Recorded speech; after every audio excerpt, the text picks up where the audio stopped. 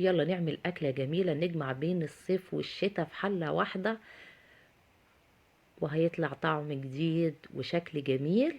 ونشوف مع بعض. هتجيبي كرنباية حلوة كده ونضفي الورق الأخضر اللي فيها، واغلي مية وحطي فيها ملح وكمون، معلقة من الملح، نص معلقة من الكمون المطحون، ومية مغلية، ونزلي عليها الكرنباية واقلبيها على الناحية التانية. الورق الاخضر اللي هتشيليه من على الكرنبايه في الاول احتفظي بيه عشان احنا هنحتاجه، ما ترميهوش. وبعد كده اعدلي بقى الكرنبايه بتاعتك، خلي العروق لفوق، وابتدي شيلي ورقه ورقه مع دوران. يعني ما تشيليش الورق ورا بعضه، لا، لفي بدوران كده علشان الكرنبايه ما تتهريش وتتقطع منك. الورقه اللي عليها الدور تشيليها لحد ما تخلصي بقى الكرنبايه بتاعتك كلها، ونزليها على صينية تكون كبيرة، وخليه مفرط عشان ما يتهريش منك. ما تحطيهوش سخن ملهلب فوق بعض فيتهري منك، لا، حطيه على مسافات فهيبرد. وممكن تنزليه على مية باردة من الحنفية تمتص معاكي الحرارة بتاعته علشان ما يتهريش. يعني عندك ده موجود توزعيه، وممكن المية اللي يعجبك اعمليه.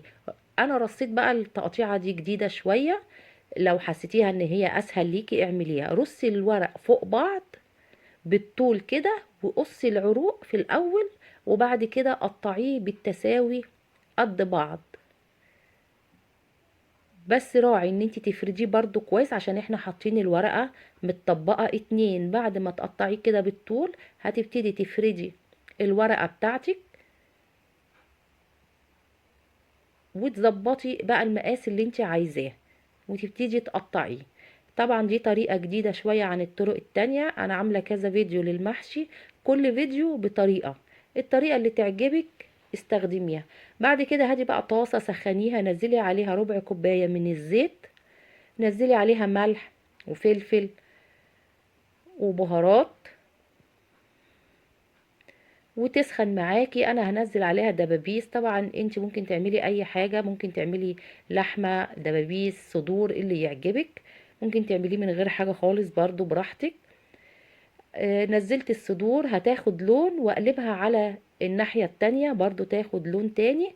انا مش هسويها، انا هديها لون بس واشوحها علشان محتاجة اللون بتاعها، وبعد كده هي هتستوي مع المحشي. خلصت الدبابيس بتاعتي كلها هشيلها، واستخدم نفس الطاسة علشان فيها طبعا الدهون اللي نزلت من الدبابيس. وانزل عليها بصلتين كبار متقطعين قطع صغيرة، قرنين 3 فلفل حامي، معانا حزمة من الشبت، من الكزبرة، من البقدونس متقطعين، معانا كيلو ونص من الطماطم. انا هعمل كيلو رز، فانت طبعا المقدار اللي يعجبك اعمليه. معلقتين كبار من صلصة الطماطم، 3 معالق كبار من دبس الرمان، معلقة من الملح، معلقة كبيرة من الكزبرة، معلقة كبيرة من بهارات المحشي، نص معلقة من الكمون المطحون، وقلبيهم كويس. ونزلت عليهم كيلو من الرز المصري مغسول ومتصفي، يكون ناشف، مش عايزاه يبقى فيه مية خالص. وقلبي المكونات بتاعتك او خلطة المحشي الجميلة دي مع بعض. طبعا دي طريقة ني في ني حلوة قوي. انا دخلت معاه ورق العنب، عايزة اعمل محشي كرنب وورق عنب. طبعا ورق عنب ده من الفريزر، طلعته قبلها يفك، وبعدين نزلت عليه مية مغلية، وهسيبه في الطبق لمدة 5 دقايق، وبعد كده اشيله. وهبتدي الف المحشي بتاعي. راعي وانتي بتقطعي المحشي الكرنب ان انتي تخليه قد بعض، ده بيديكي منظر حلو، وبيدي شكل حلو للحله بتاعتك لو انتي عندك بالذات ضيوف، او عايزه تعملي بقى حله شكلها حلو يعني. لحد ما تخلصي الكميه بتاعتك. انا لفيت اهي الكميه كلها.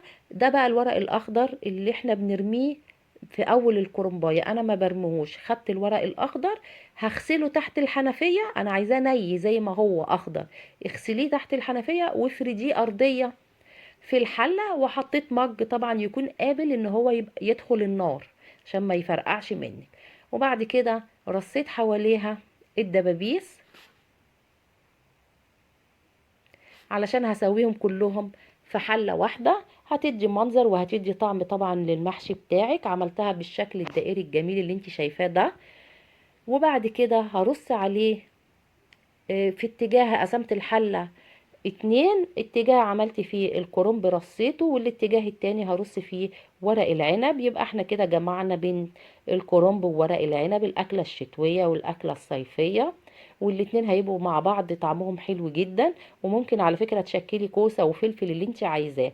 بعد كده بقى هاتي لكل كوباية من الرز حطيتيها نزلي عليها كوباية كبيرة من المية او شوربة لو موجودة عندك، ونزلت عليها معلقتين من الزبدة، معلقتين كبار من صلصة الطماطم او عصير الطماطم، وملح وفلفل وكزبرة وبهارات محشي تاني لو موجود، ورشة من الكمون، ودي ليمونة علشان ورق العنب طبعا ما يحلاش الا بالليمون، عصير الليمون. اديتها رشة كده حلوة من عصير الليمون. ودي الشوربة بالتتبيلة بتاعتها نزلناها، وخدت ورقتين تاني من الورق الاخضر بتاع الكرنباية وفرشتها على الوش. الورق الاخضر ده طبعا ناس كتير ما بترضاش تعمله فبتقطعه وبترميه، لا احتفظي بيه هيساعدك ويبقى حلو في الارضيه، بدل ما تحطي بصل وطماطم، والبصل والطماطم غاليين وبعدين هترميهم، لا هو هيقضي الغرض ويبقى سهل وحلو. وحطي اي حاجه تقلي بيها عشان لو عندك اي شوربه زياده هتطلع عليه. طبعا هيستوي على نار عالية لمدة ربع ساعة، وبعد كده هدي النار بتاعتك بعد ما يشرب المية بتاعته لمدة نص ساعة على نار هادية عشان يطلع معاكي مستوي ومفلفل الرز فيه ويبقى حلو. وبعد كده هتطلعيه وتشيلي طبعا ورق الكرنب اللي على الوش، طبعا هو طالع سخن لسه ملهلب. لو انت عايزه تحتفظي بالرصه دي قوي هتسيبي الحله تبرد معاكي ما يقلش عن ربع ساعه، وبعد كده تفكري تقلبيها، علشان لو اتقلب وهو سخن ملهلب زي انا ما بقلبه كده، عشان الناس طبعا قاعده بره جعانه جدا وجايين من شغلهم بصراحه وعايزين ياكلوا. فانت لو كده ممكن تسيبيه ربع ساعه يهدى. وعملت سلطه زبادي، شلت المج الفاضي وحطيت في نفس الدايره الفاضيه. لو عجبك الفيديو ما تنسيش اللايك والشير. مع السلامه.